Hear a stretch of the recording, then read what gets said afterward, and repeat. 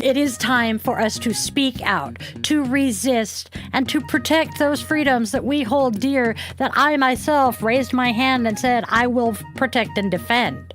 The time for complacency is done. The time for action is right now. I swore my oath to support and defend the Constitution of the United States of America against all enemies, foreign and domestic.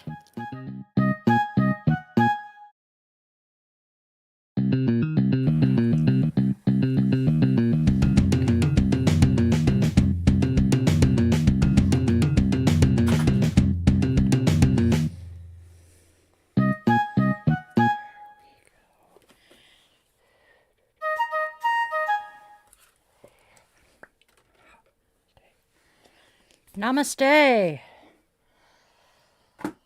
Oh, good Lord. It has been a week, hasn't it? Actually, it's been 2. Did we do this last week? I don't think we did this last week. No, we did not. Hello, hello, my friends. All right. We're just going to kill a minute or two, give people time to come in and get settled.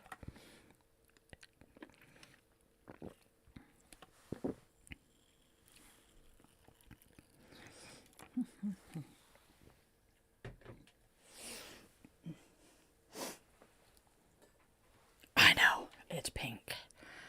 And there's a puppy over my shoulder. Okay.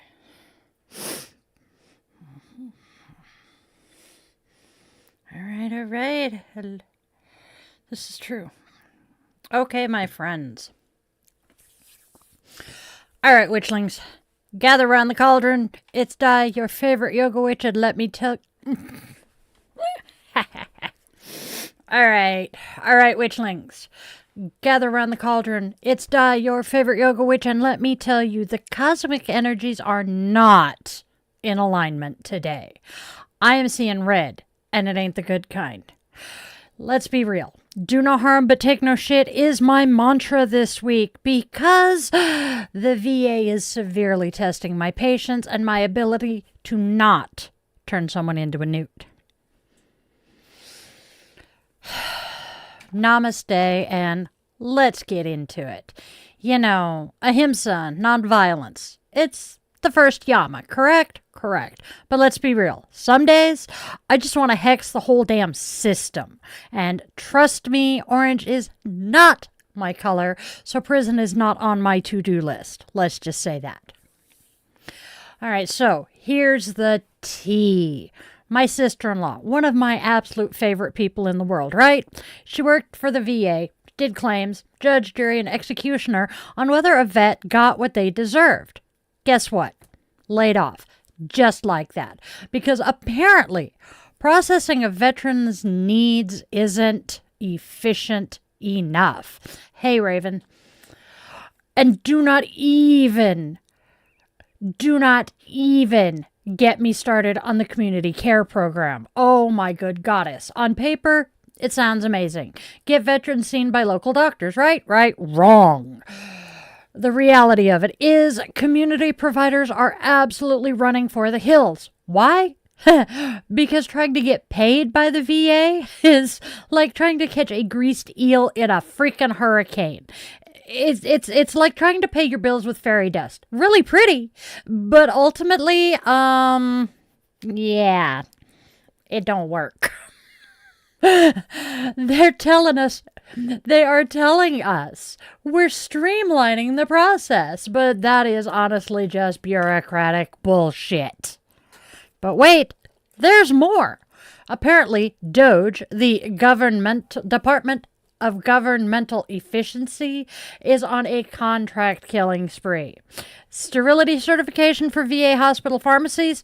Gone. Air quality and safety testing to prevent infections? Gone. Sterile processing services to decontaminate equipment? Up in smoke. Certifications for stroke centers? Yeah, we don't need those either, apparently. Follow-up care for cancer patients? Nope, it's gone too. They are even cutting contracts for the National Center for PTSD, the world's leading research center on PTSD. And a tech upgrade for the VHA's electronic health services or health records, yeah, it's gone too. They're getting rid of nuclear med, CTs, MRIs, all of that good shit. Yep, nope, they're gone too. But here is the abso-fucking-loot worst part. The Veterans Crisis Line. The lifeline for veterans who are at their absolute breaking point. The people who actually talk veterans out of taking their own lives. Yeah, they're getting let go too. Cutbacks, efficiency, Doge, the Department of Governmental Efficiency. Yeah, more like the Department of Gross Evil. They are causing so much more harm than good right now. They are cutting corners on healthcare, on safety, on fucking mental health. It is an absolute disgrace. Okay, so y'all know I am a service-connected disabled veteran. I use the VA. I know the system. I know the struggle intimately. And I am telling you, it is definitely broken. But we're talking about lives here, people. Real, genuine lives. People, flesh and blood. We're not numbers on a spreadsheet. We are not efficiency reports. So, what can we do? Start by educating yourself. You're going to ask, how do I educate myself? Well, read articles and books, watch documentaries, attend those town hall meetings or online forums that you see pop up. Follow the social media accounts of reputable veterans organizations.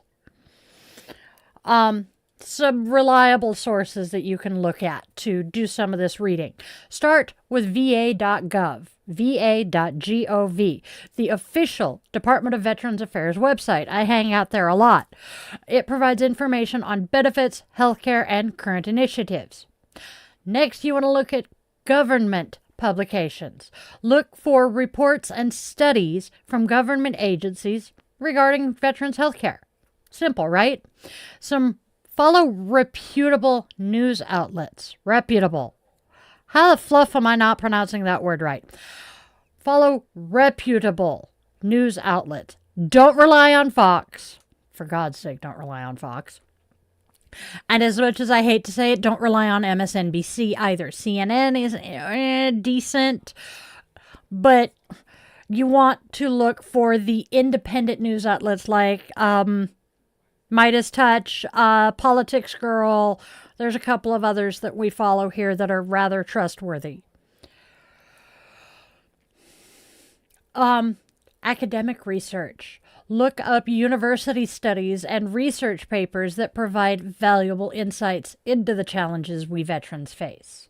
And then look at some of the specific issues, like dive into the details of the VA's community care program, and so you can understand its intended purpose and the reasons for its shortcomings. Then research the impact of legislation like the PACT Act. Jon Stewart did not do this just for shits and giggles, I promise you. And then learn about the challenges faced by VA employees, such as claims processors and crisis line workers. They are getting cut left, right, and sideways.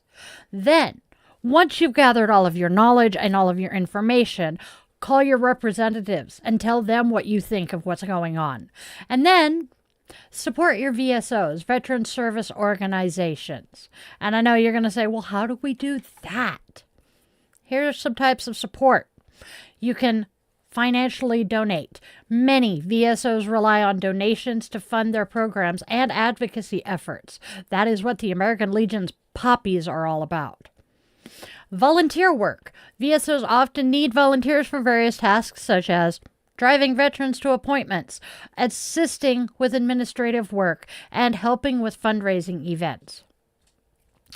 Advocacy. You can participate in some VSO advocacy efforts by contacting your elected officials. See, we're popping that one up again. Sign petitions. Start a petition. And raise awareness on social media. I know we all bitch about Facebook and Instagram and all of the other social media sites being a cesspool, but they are right now one of the most common ways of getting information out into the world. Okay? Now, I bet you're going to ask, well, what are some VSOs I can get involved with? Totally glad you asked that question. First of all, let's start with the American Legion. They focus on advocacy and community support for veterans. This is the org that I myself used to belong to, as I grew up with it, with my daddy being very, very active with them. I was a poppy girl when I was a child, and as an adult, I joined the Legion as a member. The VFW, Veterans of Foreign Wars, they provide support and advocacy for veterans who have served overseas. They are also hands down the best VSO for a vet to use when processing a VA claim or doing a VA claim. They've got the knowledge, they're the best. Then you've got the DAV, the Disabled American Veterans. They advocate for the rights of disabled vets, like me. One of these days, I will get my membership there. Then we have the Wounded Warrior Project. They support veterans who have been injured in service. However, little caveat there, if memory serves, I believe the Wounded Warrior Project only works with post 9/11 vets. But I digress. Now, how do you find your local chapter of a VSO to help out? Most VSOs have local chapters. Search online or contact the national organization to find a chapter near you. And most importantly, reach out to the veterans in your community and let them know they're not alone. Some ways you can reach out.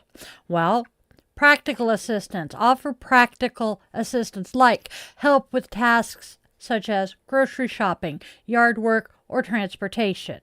Provide companionship. Go visit a veteran who might be isolated or lonely. Adopt a grandparent, Show your appreciation. For many veterans, simply expressing your gratitude for their service can make a world of difference. And then some of the other things you can do to help. Know the resources. Familiarize yourself with your local resources available to vets, such as your local VA facilities, the hospital, the vet center, the outreach centers. Know where your local community center is, because community centers often have free or low-cost programs for people who don't get out much. Mental health services. Make sure that you know where to send someone who needs mental health assistance. And then some mental health awareness. Learn about PTSD and other mental health conditions that veterans fight. Understand the challenges veterans may be facing. I myself live with PTSD from my service. Be a good listener. Create a safe space for vets to share their experiences. Most vets, most of us, have the funny stories of things like being on shore leave in Australia and asking a cab driver to take you and your buddy to a good steakhouse and not realizing that you got dropped off at a gay steakhouse until after you'd ordered and you're looking at the decor and the plates and seeing nude men in various positions around the edge of your plate. Yep. True story, happened to my ex-husband and his best friend.